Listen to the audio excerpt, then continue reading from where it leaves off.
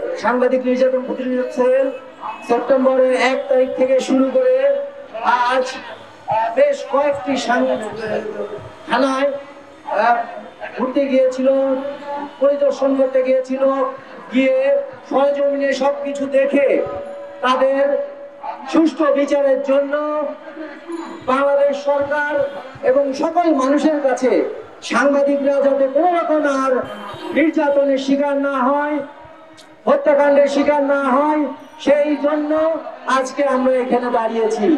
আমরা বলতে চাই স্পষ্টভাবে, সাংবাদিকদের উপর আর কোনো নির্যাতন হত্যাকাণ্ড চালানো যাবে না।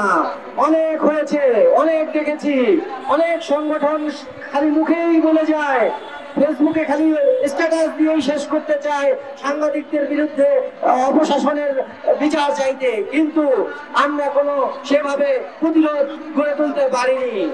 আমরা সামনে থেকে, এই প্ল্যাটফর্ম থেকে সাংবাদিকদের সকল নির্যাতন আমরা রুখে দিব। কেউ আর এই দুঃসাহস করবেন না যাতে সাংবাদিকরা তাদের কাজ প্রতিবন্ধকতার শিকার হয়।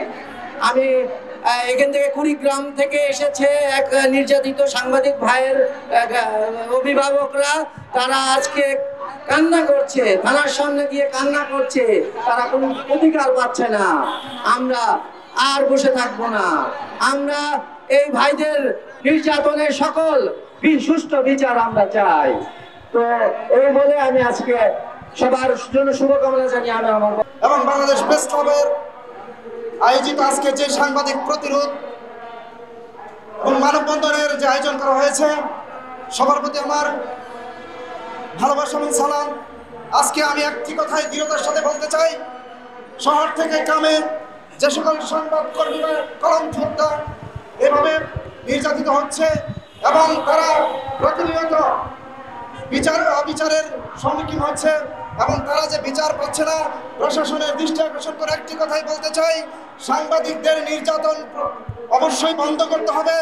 সাংবাদিকরা যদি তাদের কলমের পবিত্রতা এবং রক্ষা করতে না পারে, নির্যাতিত হয় এবং তারা যদি এভাবে বারবার আক্রান্ত হয় এবং প্রশাসনের দ্বারা যারা আক্রান্ত হয়েছে এবং যারা নির্বিচারে গ্রেপ্তার হয়েছে এবং যারা আইনের আইনের মাধ্যমে তারা এখানে বিভিন্ন নির্দোষ হিসাবে তারা এখানে গ্রেপ্তার হচ্ছে, তাদের অবিলম্বে মুক্তি দাবি করছি। এবং সারা বাংলাদেশে যত সাংবাদিক আছে যারা নির্যাতিত আছে এবং যারা নিহত হয়েছে, তাদের যারা অন্যায়ভাবে তাদেরকে হত্যা করা হয়েছে, তাদের সুষ্ঠু বিচার করতে হবে।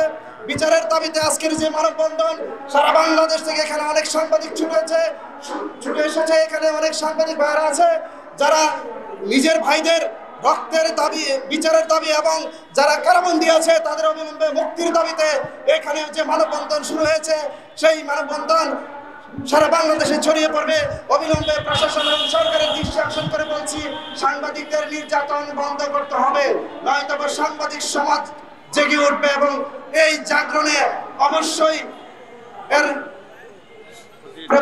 প্রতিফল ভোগ করতে হবে আপনাদের সবাইকে। এখানে যারা এসেছেন সবাইকে ধন্যবাদ জ্ঞাপন করে আমি আমার বক্তব্য শেষ করলাম। আসসালামু আলাইকুম। আমরা শিকার হতে হচ্ছে, লাঞ্ছিত শিকার হতে হচ্ছে। সেমন আমার মাধ্যমে আমাদের খালিলুর মুরব্বী ভাই অত্যন্ত ভালো মানুষ, তার মাধ্যমে পরিচয়, তিনি অক্লান্ত পরিশ্রম করে যাচ্ছে। সে গত সময়েও একটি মামলায় জেলে ছিল, আমি তাকে তাদের পরিবারের সহযোগিতায় আমি তাকে জেল থেকে বাইর করি, যে আমি নিজে কুড়িগ্রাম গিয়েছিলাম বাইর করি। কিন্তু তাকে আবার আমি শুনি যে একটা নয়, দুটা নয়, 4-4টা মামলা দিয়ে, বিভিন্ন মামলা দেখিয়ে তাকে গ্রেপ্তার করা হচ্ছে। আমি এটার তীব্র নিন্দা এবং প্রতিবাদ জানাই।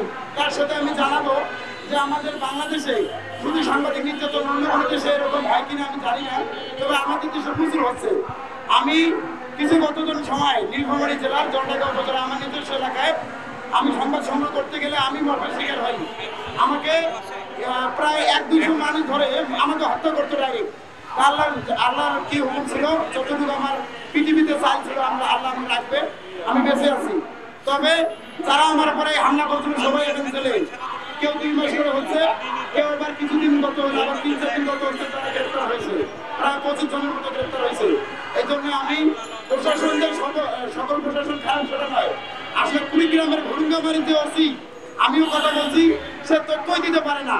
সে কিভাবে ওসিয়ত করবে? সে নিজের চেয়ারে যে বসে আছে তার যে কি দায়িত্ব সেটাই বোঝে না। একজন অফিসার ইনচার্জের ভাষা হবে, সাংবাদিক ফোন দিবে, সে তথ্য দিবে ততক্ষণে, কিন্তু সে তথ্যই দিতে পারে না। তার কাছে তথ্য চাইতে গেলে সে বলে আমি কোর্টে পড়াইছি, তা কোর্ট বুঝবে, কিন্তু সে যে কি মামলায় গ্রেফতার করবে সেটা বলবে না, আসলে সে বলতে পারে না। আসলে এটা খুব দুঃখজনক। আমি এই মানববন্ধনের পক্ষে আজকে জাতীয় প্রেস ক্লাবের সামনে আমরা দাঁড়িয়েছি। আমি এই আহ্বান জানাবো যে আমাদের এখন সরকারের দায়িত্বে যারা উপদেষ্টারা আছে, আপনারা দ্রুত এই অসহায় আনোয়ারের পরিবারের প্রতি দাঁড়াবেন এবং আর যেন এরকম কোনো সাংবাদিক ভাইরা আমাদের নির্যাতনের শিকার না হয়, আমি এই আহ্বান জানাবো। আমি নীলফামারী থেকে আলমিন ইসলাম, সবাইকে